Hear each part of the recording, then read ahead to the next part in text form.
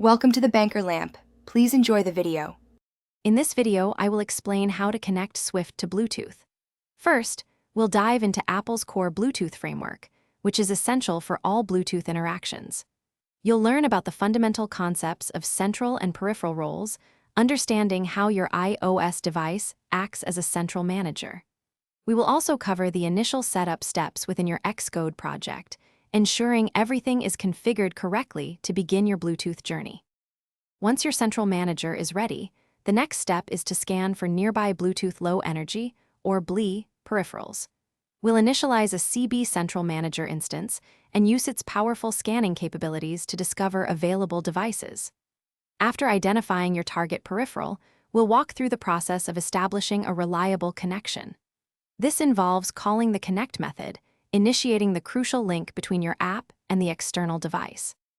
With a successful connection established, your app can now explore the peripheral's capabilities.